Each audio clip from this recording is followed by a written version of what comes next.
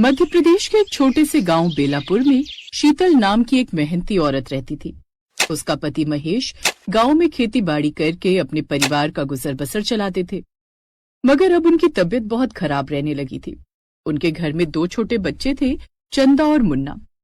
पहले शीतल अपने पति के साथ शहर में रहकर कपड़ों की दुकान चलाती थी, लेकिन एक रोज उनकी कपड़ों की दुकान में आग लग गई, जिससे उनका रोजगार उनसे छिन गया।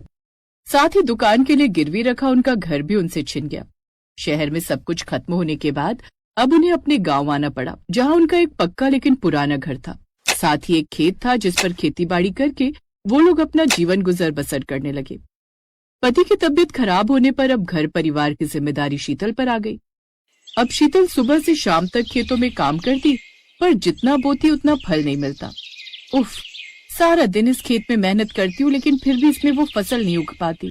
तभी बादलों की गड़गड़ाने की आवाज आती है। अरे बाप रे, लगता है मौसम खराब होने वाला है। जल्दी से घर चली जाती हूँ, कहीं ऐसा ना हो कि बारिश आ जाए और बारिश में भीग कर कहीं मैं बीमार पड़ जाऊं। नहीं नहीं नहीं, ऐसा हुआ तो फिर मेरे बच्चों और पति का ध्यान कौन रखेगा।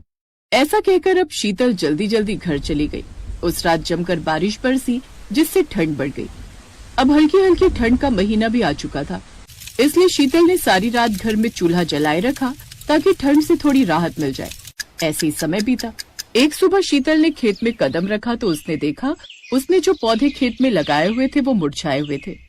हे भगवान, कब तक ये खेत ऐसे ही सूखे रहेंगे। बच्चों को खिलाने तक के लिए कुछ नहीं बचा। तभी पीछे से दूसरे खेत में काम कर रहे बलदेव ने उसे ताना मारा।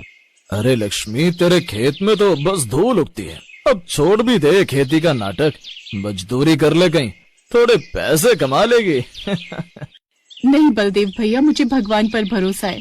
देखना एक दिन मेरा यही खेत सोना उगलेगा। अब बलदेव हंसते हुए चला गया, पर शीतल का दिल टूटा नहीं। उसने अपने खेत की ओर देखा और बोली, मैं हार नहीं मानूंगी। वो फिर से कामकाज में लग गई। उस शाम उसे खेतों में काम करते करते अंधेरा हो गया। तभी उसे कुछ धुंधला सा दिखाई दिया। फिर उसने देखा तो खेत के कोने में एक बुढ़िया खड़ी है, सफेद बाल, लाल चुनरी और हाथ में एक झोली। कौन हो तुम?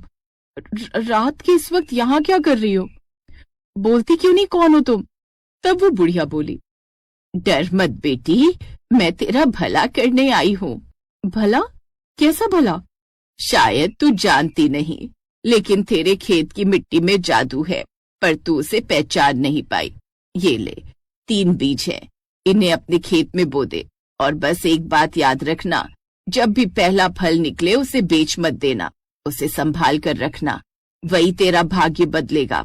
और हाँ, इन्हें अभी नहीं, सुबह धूप की किरणों में आकर लगाना, समझी? फिर शीतल ने उन बीजों को देखा तो वो लाल चमकते हुए बीज ऐसे लग रहे थे मानो उनमें आग सिमटी हो। जब सिर उठाया तो बुढ़िया गायब थी। अरे, ये अम्मा कहाँ चली गई? अभी तो यहीं थी। उन बीजों को गौर से देखते हुए कुछ देर बाद शीतल घर आ गई। माँ जाने में देर लगा दी, हमें कब से भूख लग रही थी। हाँ, वो खेत में काम था। अरे, ये खाना कहाँ से आया? हमें भूख लग रही थी तो मैं रोने लगा, तब पड़ोस की रजनी काकी आई और हमें ये दाल भात देकर गई। बाबा को हमने खाना खिला दिया है, आओ तुम भी हमारे साथ खा लो। फिर अगली सुबह सूरज की पहली किरण के साथ शीतल खेत में पहुंची। उसने 3 बीज मिट्टी में बो दिए और धरती माँ से प्रार्थना करने लगी, हे धरती माँ, इन बीजों में मेरी उम्मीद है, इन्हें जीवन देना। ऐसे ही दिन बीतने लगे। शीतल रोज सुबह आकर उन बीजों को देखती, इस उम्मीद के साथ कि शायद कुछ मिल जाए। फिर एक दिन अचानक बारिश हुई, वो भी बिना मौसम के। फिर अगली सुबह, माँ, आज हम भी आपके साथ खेत पर चलेंगे, वैसे भी बड़े दिन हो गए खेत पर गए हुए।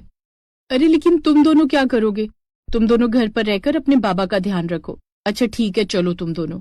वो जब अपने खेत में पहुंचे तो अगले दिन खेत में पौधे निकल आए। माँ देखो ना, टमाटर उगाए। वाह, कितने लाल हैं, लेकिन ये वाला कैसा अलग सा सुनहरा टमाटर है।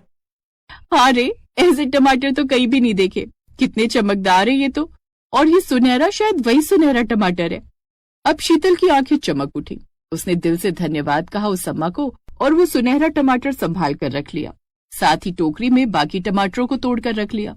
चंदा और मुन्ना भी अपनी माँ की मदद करते। टमाटरों को टोकरी में रखकर उसने दोनों बच्चों को घर भेज दिया और खुद उन टमाटरों को लेकर मंडी निकल गई।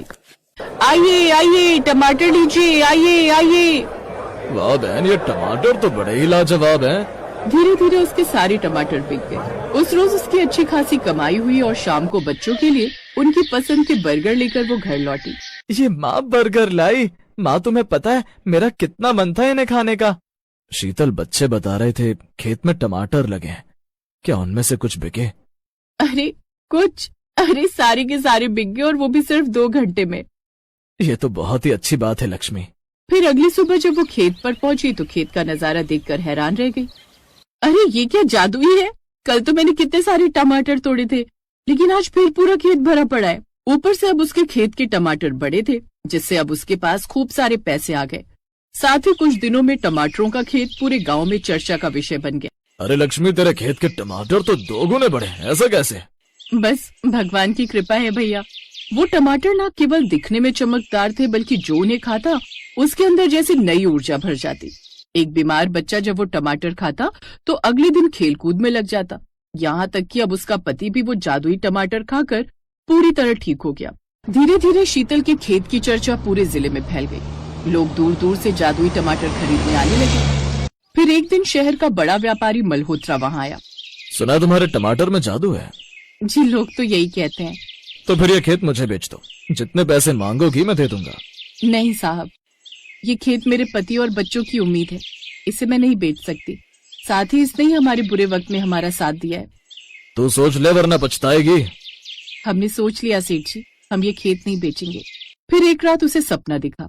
उसके सपने में वही बुढ़िया आई और बोली, बेटी, उस फल को गांव के कुएं में प्रवाहित कर देना, तभी तेरा खेत अमर रहेगा।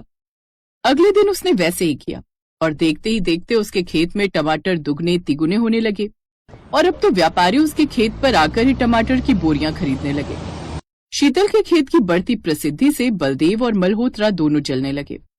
मल्होत्रा जी, क्यों ना रात में हम उसके खेत से बीज चुरा लें? बिल्कुल सही कहा, उसकी अमीरी हमें मिलनी चाहिए। फिर रात को दोनों चोरी के इरादे से उसके खेत में पहुंचे। आसमान में बादल गरजने लगे और हवा तेज चल रही थी। जैसे उन्होंने पौधों को खोदना शुरू किया, बिजली चमकी और जोरदार आवाज आई, लोभियों, इस खेत की रखवाली धरती माँ खुद करती है। जोर जोर से चिल्लाने लगे। तभी सभी गांव के लोग वहां इकट्ठे हो गए और वो दोनों भागते हुए गांव से बाहर निकल गए। इसका मतलब वो चोरी के इरादे से यहाँ आए थे और उन्हें उनकी सजा मिल गई। फिर शीतल ने देखा तो खेत बिल्कुल सुरक्षित था। उसने आसमान की ओर देखा। धन्यवाद माँ, आपने मेरी मेहनत की लाज रख ली। शीतल अब गांव की सबसे सम्मानित औरत बन गई थी। उसने जादुई टमाटरों का उपयोग लोगों की मदद के लिए किया। बीमारों को टमाटर खिलाए, गरीबों को बीज बांटे। धीरे धीरे गांव की जमीन भी उपजाऊ हो गई